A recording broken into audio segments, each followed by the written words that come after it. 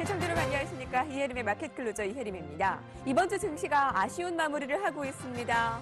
워낙 탄력이 없기 때문에 좋은 이슈를 반영하지 못하는 것이 참 아쉬운데요. 예컨대 이번 주에 오펙 감산에도 불구하고 그날만 반짝 상승에 그쳤죠. 자, 오늘도 하락으로 마감 예정입니다. 자, 코스피는 외국인 기관들의 동반 매도에 장중에 1970도 하회하는 모습이었습니다. 거기다 코스닥 지수는 오전에 약보합에서 1%대 하락으로 조금 더 낙폭을 넓혔는데요. 음봉 마감 예정되고 양시장은 파란불 예정되고 있습니다. 마감까지 어떻게 수익을 지키고 늘려야 할지 함께 하시죠. 마켓 클로저 시작합니다.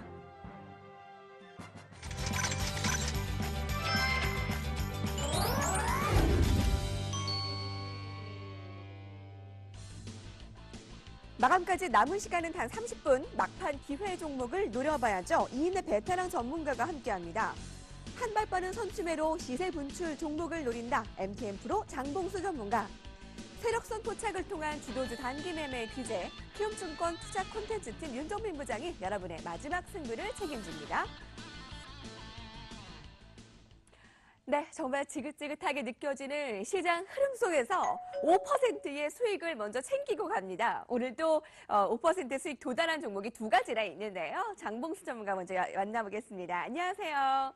네, 안녕하십니까. 네, 패노션이죠. 11월 30일 이번 주 수요일 종목이었는데 한 주도 되지 않아서 우리도 좋은 소식 전해주시네요. 고맙습니다. 리뷰해 주실까요? 네, 일단 테노션 같은 경우는 최근에 상승한 벌크선 운임지수의 영향이 아닌가 싶습니다.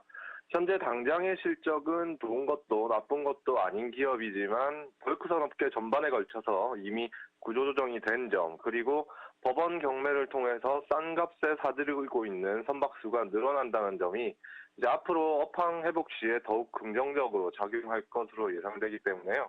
당분간 어느 정도 박스권 흐름은 예상해볼 수 있지만 2차 목표가까지는 좀 홀딩 하셨으면 하는 전략입니다. 네, 고맙습니다. 자, 오늘 종가에 볼만한 종목 어떤 게 있을까요? 지금 매수를 해보고 정말 지겨운 시장 속에서 5%의 수익이면 우리 좀 만족할 만한 그런 또 12월을 보낼 수 있을 것 같은데 어떤 종목 매수해볼까요?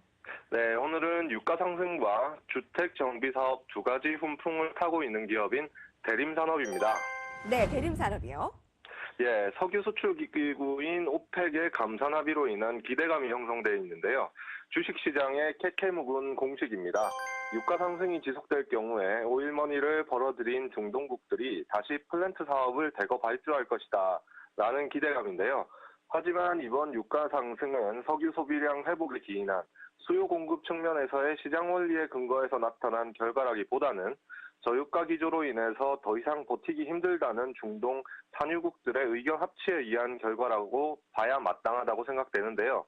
따라서 근본 유가 인상이 실제 해외 건설 플랜트 시장 활성화로 확대될지는 지켜봐야 될 문제라고 생각됩니다.